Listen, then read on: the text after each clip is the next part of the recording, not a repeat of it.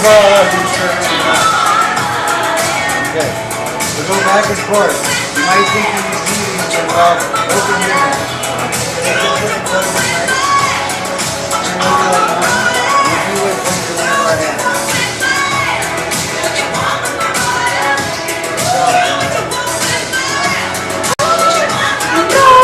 Obviously, I teach you.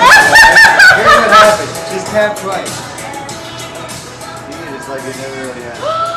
Oh my goodness. Now, would you help me with this? This is a really strange one. So if you would just stand up and then like pull out your coat there, that's my spider. Oh yeah, it's fine. Pull it out. Like this. Pretty nice coat. Let me see your suit.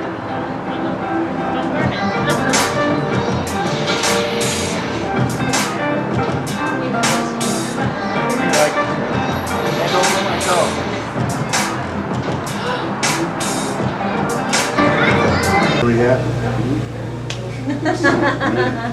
You know, I travel to Mexico and different places a lot, and currency is a hard thing to get exchanged. I don't know if you've seen that or not, but what you can do is, what I do is hold it. All my money keeps being burned up.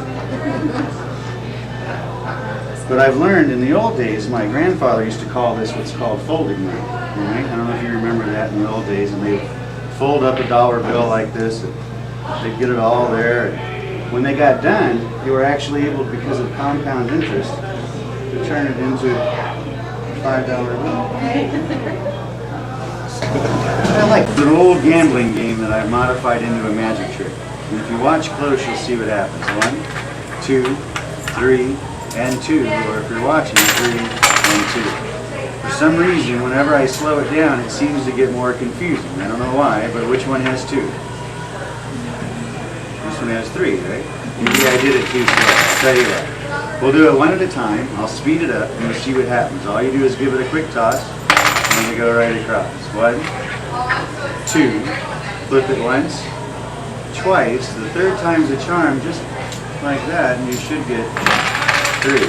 And that 1, 2, 3. Take the fourth one, it's my favorite. Just give it a little bit of a tap and then they go right inside. Now, if you would you open your hand for me? I'd like you to take these, close them tight. Do you have a pretty strong grip? Sure. Close them tight. Turn them over.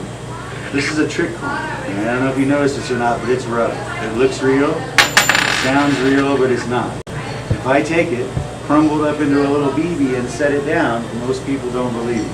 They usually have to pick it up, rub, and start all over. The cool part about this rubber coin is I can get it so small that I can actually push it right through the back of your hand. Did you feel it go? You have 5? Okay. Now obviously I cheated, all right? I'll tell you what we're going to do. I'm going to take one of these and I'm going to set it aside. Not really, but it looks like it. You're probably wondering how I got that coin in your hand.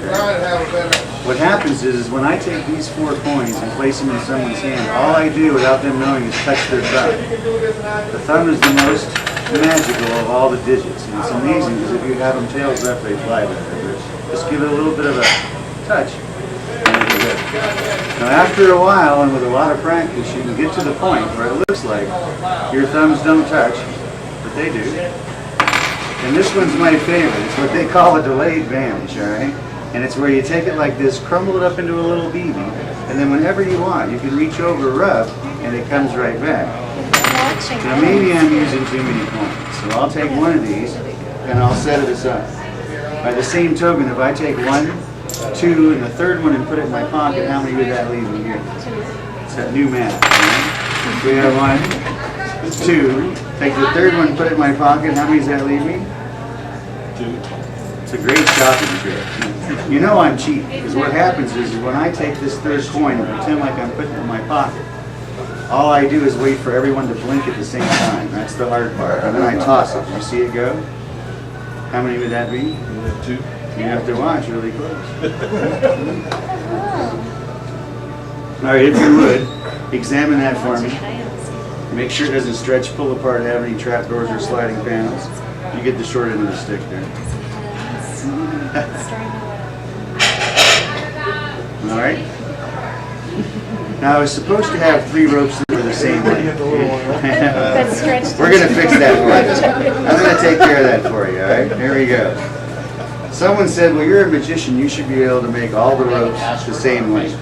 And I thought, well, you know, if I take the ends and bring them up like this, it would make the ropes even. They didn't really quite like the middles, so I had to cheat.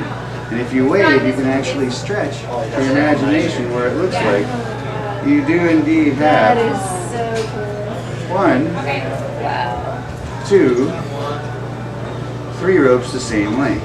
Now I'm here to tell you, the first time I did this, I wanted to make sure that I really did indeed have a medium, long, medium, and small. Now I'll do it one more time and you'll see what happens, all right? Here's what we do. When I take the ropes like this, if you get behind the magician, it's usually easy to do. Not really, we'll use that as misdirection. What I have to do is wait for everyone to blink at the same time, switch them for the ones in my sleeve, and then pretend like I'm stretching the ropes. Now someone said it'd be a lot easier to follow if I took one of these and I put it away. By the same token, you want to see me make these into one long one? Thanks, Brian. It's really easy, watch. All you have to do is wave. I'm not very happy with that. Okay. It's the only cheating I do. Let me see if I have that magic coin, watch. Just tap it, and when you do, hold that in.